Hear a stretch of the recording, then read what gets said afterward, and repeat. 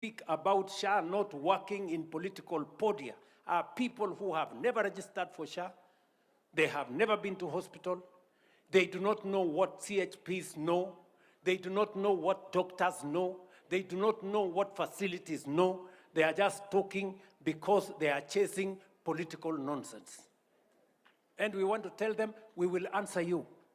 And we will answer you many times. And we will tell you until you understand that SHA is working. Ama namna gani? Wale wa jamaa tutawapasha bana. Unajua uongo na ujinga hubamba mafala.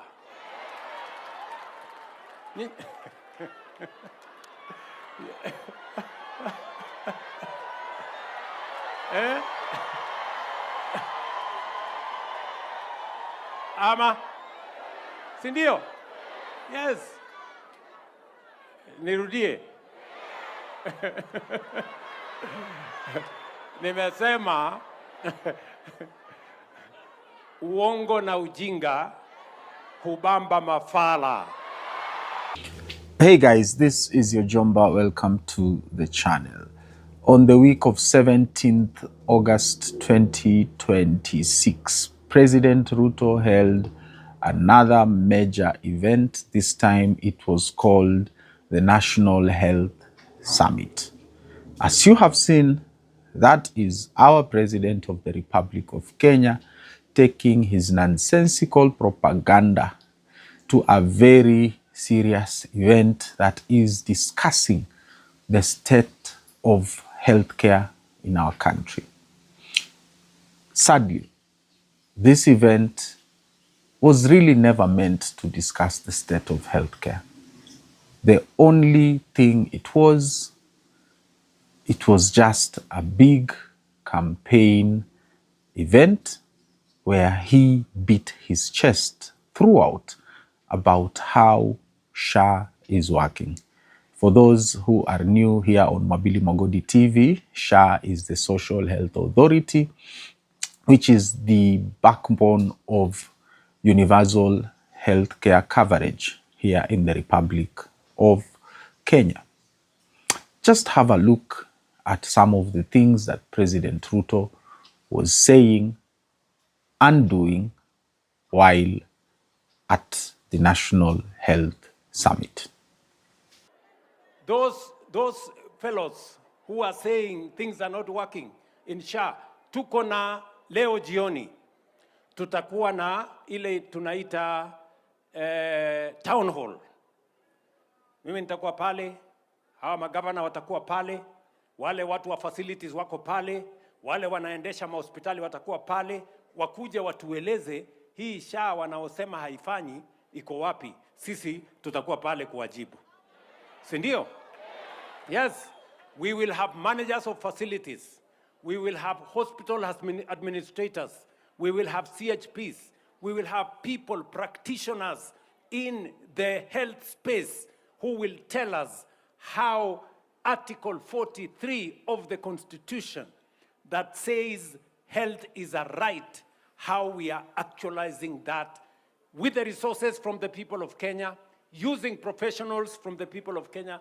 And I am very proud, Mimi, I am very proud as a leader in this nation that we have the capacity to deliver on our constitutional commitment, on a constitutional command on health, using our own professionals and using our own resources. That cannot be better than it is. Tunaelewana jameni? Yes. Hatuja kopa pesa ya mtu, hatuja omba pesa kwa kampuni yoyote, hatuja tafuta watu kutoka sehemu yoyote. Hiyo health ambayo katiba ya Kenya sehemu ya 43 inasema tutekeleze, tumetekeleza na Wakenya. Tumetekeleza na pesa za Kenya.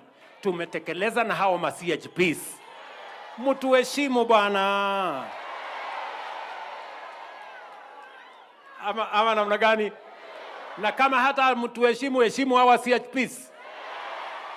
Ama namna gani? The system, and this is real time, as at 21:26 today. Karen Hospital has submitted total value of claims 302,593,226 from the beginning of SHA. SHA has paid them 66.5%, so we've paid them 201,506,857 million Kenya shillings. We have rejected 9.5 million claims. That's just 3% of their claims. SHA has returned 40,284,778 to current to action. They have not yet actioned this claim. For them to provide documentation? Yes, to provide, exactly, extra documentation for ourselves. So what I am holding for Karen unreviewed is 51 million only. Thank you very much. Yes. Now we have the CEO here of Karen. Mama Abari? Mzuri sana, Your Excellency. Yes, we are discussing matters health, and somebody told us that you have some views on matters claims. Thank you very much, Your Excellency. This is Juliet Kikonyo speaking on behalf of the Karen Hospital, Your Excellency. I would like to say that we have been working hand in hand with SHA through the partnership with my office and that of Dr. Messi, and we would be happy to let you know that we have been able to do a number of cardiac procedures, especially through the cath lab, ranging from anything to do with angiographies and angioplasties.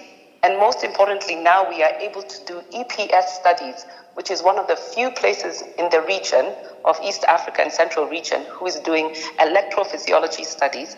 And these are all some of the cardiac packages that we're able to do with the partnership of SHA. In addition, we're doing open heart surgeries, both on pediatric and adults, through our program, which is also a partnership with SHA, Your Excellency. So, just for a good record, what is your experience as a hospital between what you had as an experience with NHIF and what you have as an experience with SHA? Is there a difference or is the same?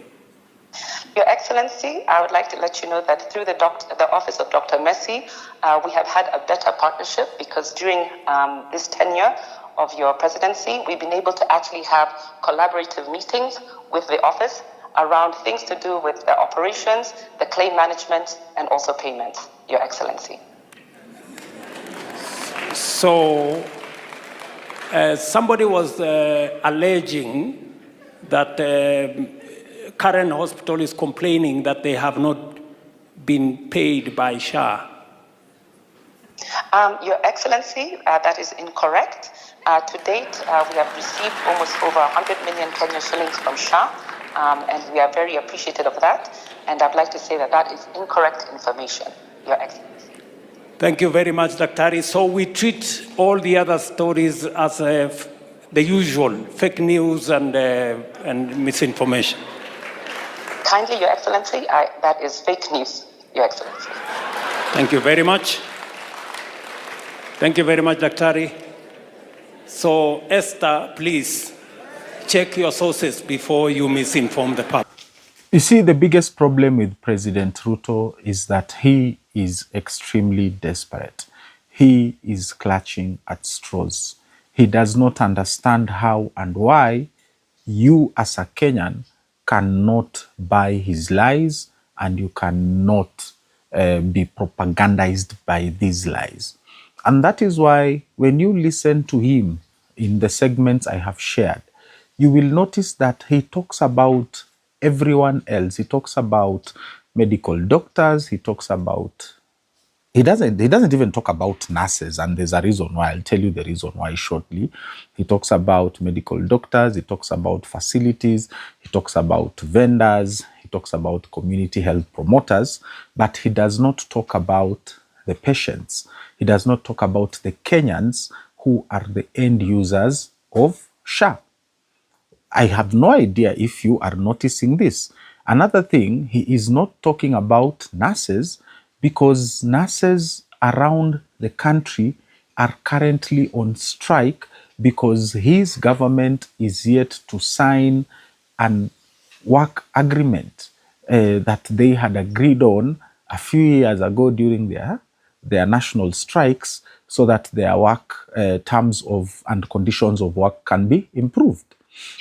And this National Health Summit was actually taking place at the same time when nurses are striking around the country. If you go to county hospitals around the Republic of Kenya, especially health centers, dispensaries, most of them are closed as we speak. These nurses are not going to work. The only places that they are working is the major hospitals in county headquarters. For example, where I come from in Taita Taveta County, Moi District Hospital is Maui County Referral Hospital, sorry, we are used to call it Moi District Hospital, is open, even though the nurses are not all on duty. A majority of the nurses are on strike.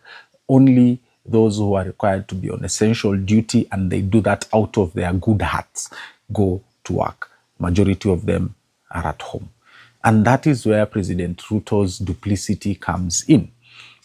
He talks about everyone else. He talks about the facility. He talks about we have the community health promoters, we have the vendors, we have the medical doctors. But ikifika kwa nurses, hapana, usiongele hiyo because those ones are on strike. Ikifika kwa the people who actually use SHA, the ones who are saying, the Kenyan who is saying that SHA is not working, he does not talk about them. There is something else that I wanted to share with you, my viewer. It is going to be on your screen. Okay? These SHA payments that President Ruto is really talking about, let me give you an example of a procedure called hemodialysis. Hemodialysis is for people who are suffering from kidney disease, whereby they visit the hospital, I think, twice or once per week, and their blood is cleaned of toxic urea that accumulates in their systems because their their kidneys cannot remove waste. It cannot filter waste through from in the blood for them to go to the toilet by urinating. Okay. 10,650 shillings is allocated to service this procedure, hemodialysis. 1,990 shillings goes to the hospital. Okay? So the hospital, which provides you with a medical doctor, which provides you with a nurse, which provides you with healthcare workers, and it provides you with all necessary facilities, for you to go through that procedure, is paid 1,990 shillings. Vendors, the people who just rent out that equipment that conducts the procedure, the hemodialysis procedure, take away 8,660 shillings. Do you see the theft? So the people who are doing the actual work to help you get better are paid less than 2,000 shillings. And the conmen who have installed that equipment, okay, it is, for example, how do I use this example? It is like in your home. Sawa, wewe ndio unapika, wewe ndio unafanya shopping, wewe ndio unafanya nini. Lakini pesa yote, kuna jamaa ameingiza jiko hapo kwa your kitchen, ameingiza oven, and then now you're supposed to pay them 90% of your income to the guy who has rented you the oven. I'm trying to get an analogy that will make sense. Hemodiafiltration dialysis, again, 1,930 remains with the hospital that facilitates the procedure with human resource, with technical capability. Sawa? And then the vendor, the one who is renting that equipment to the hospital, takes 8,720. The only thing that works is peritoneal dialysis. The hospital gets 79,180, and then the vendor gets 6,080. But do you know why peritoneal dialysis works and the hospital gets what is rightfully theirs? Because of the kind of services they provide. It is because there are very few cases of peritoneal dialysis in Kenya, because peritoneal dialysis, from the little research I have done, is done in your house. So, kama kama hiyo equipment inatolewa kwa hospitali iletwe kwako, then isn't the vendor supposed to be taking away the biggest chunk from peritoneal dialysis? But you know what? This peritoneal dialysis kwa maconmen kama President Ruto haiwasaidii, because there are very few instances where Kenyans where hospitals go to conduct dialysis and in Kenyans' homes. A bulk of the procedures are conducted wapi? They are conducted kwa hospitali. And that is where they loot more. So, and that is how SHA does not work. Another simple example, it is on your screen currently, is every household is entitled to 2 CT scans per year. Okay? Every household is entitled to 2 CT scans per year. That is just a simple example of a conversation between a medical doctor and the SHA representatives on Twitter. And this doctor was complaining how his patient, after whatever surgical procedure they went through, they needed a CT scan. And apparently in that family, the brother had also, who is under the same cover, the same parental SHA cover. So me and my family, so me and my children, we have one cover, okay? And then paid for by me, the family cover. So in the case whereby I need a CT scan, for example, for my head, I have suffered a head injury. So if, for example, any of my daughters or any of my family members would have had a CT scan procedure conducted on them within a period of 12 months, then mimi kule kwa hospitali, I am expected to pay for a CT scan because we have already exhausted our allocations for 2 CT scans per year as a family. This is why, or this is among the many reasons that Kenyans are saying SHA is not working. But when you watch President Ruto desperately call Dr. Juliet Gikonyo of Karen Hospital, make her go into a fight with her father, former President Mwai Kibaki's personal physician, Dr. Gikonyo, in public over the phone, just for him to prove that, listen, you people, SHA is working. How desperate can one man be? Why doesn't the president who lives here in State House, why doesn't he just drive for 10 minutes from State House to Kenyatta National Hospital, from State House to Mama Lucy Kibaki, KU referral, and go and check whether these things work? I go to KU Teaching Referral and Research Hospital, KUTRRH, and the only time SHA pays is when there is an expensive procedure like a CT scan. That is when SHA kicks in. And it does not pay, it pays less than 30% of the total bill for that procedure.